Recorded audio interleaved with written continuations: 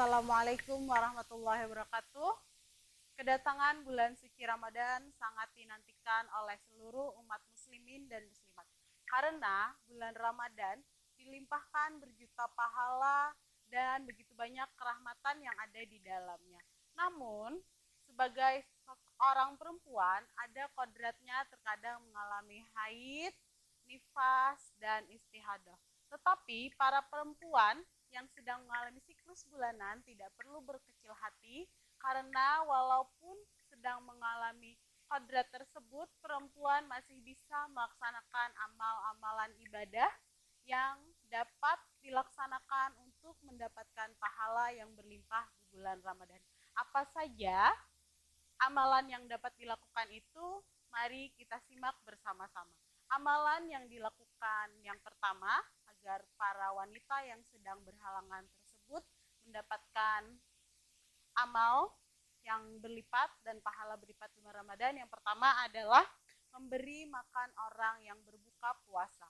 Memberi makan orang yang berbuka puasa ini sangat besar keutamaannya dan pahalanya. Karena Rasulullah SAW bersabda bahwa memberi makanan yang cukup dan bisa mengenyangkan perutnya saat berbuka puasa, maka dia mendapatkan pahala seperti pahala orang-orang yang diberi makanan pada saat itu tanpa dikurangi sedikit pun. Yang kedua, amalan yang dapat dilakukan adalah bersedekah. Bersedekah ini pahalanya di bulan Ramadan akan dilipat gandakan. Rasulullah bersabda dan menyerukan tentang sedekah dalam hadis riwayat Muslim, wahai kaum wanita, bersedekahlah kamu dan perbanyaklah istighfar, karena aku melihat kaum wanitalah yang paling banyak menghuni neraka. Sehingga dari hadis ini dapat kita simpulkan bahwa dengan memperbanyak sedekah di bulan Ramadan, maka itu salah satu cara untuk membebaskan kita dari neraka. Yang kedua adalah mendengarkan orang yang membaca Al-Quran. Walaupun para wanita saat sedang haid dan istihadah dilarang membaca Al-Quran dan memegang mushaf Al-Quran, tetapi mereka masih bisa mendengarkan Al-Quran baik dengan murotal dari handphone atau mendengarkan orang yang sedang bertadarus. Yang keempat adalah menghadiri majelis-majelis taklim dan menghadiri majelis-majelis ilmu. Karena dengan menghadiri majelis taklim dan majelis ilmu kita bisa mendapatkan pahala. Nah, ini sesuai dengan hadis Rasulullah yang artinya barang siapa berjalan di suatu jalan untuk mencari ilmu, niscaya Allah akan memudahkan baginya jalan ke surga.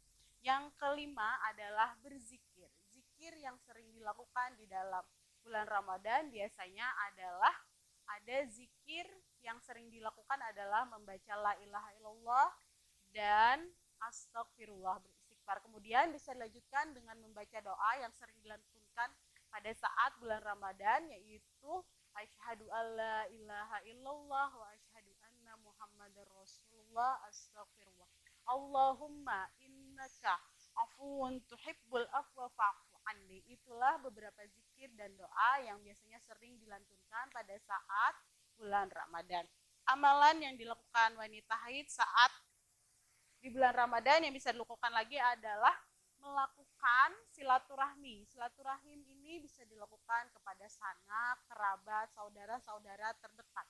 Dengan menyambung tali silaturahmi itu dapat memperoleh keberkahan, memanjangkan umur, dan kita bisa mendapatkan rezeki juga dari bersilaturahim. Yang selanjutnya adalah melakukan beberapa kegiatan sosial, misalnya membantu pada saat melaksanakan akan berbuka puasa, kemudian bisa juga dilaksanakan dengan mendatangi panti-panti asuhan untuk memberikan sumbangan.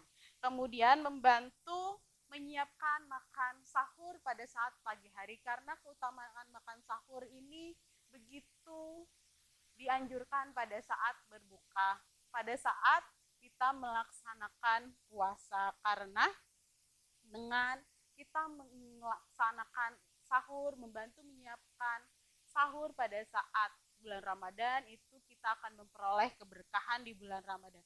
Yang terakhir adalah dengan banyak memperbanyak sholawat kepada Rasulullah SAW, sehingga kita akan mendapat rahmat dari Rasulullah dan juga mendapatkan berjuta pahala dari sholawat yang kita baca.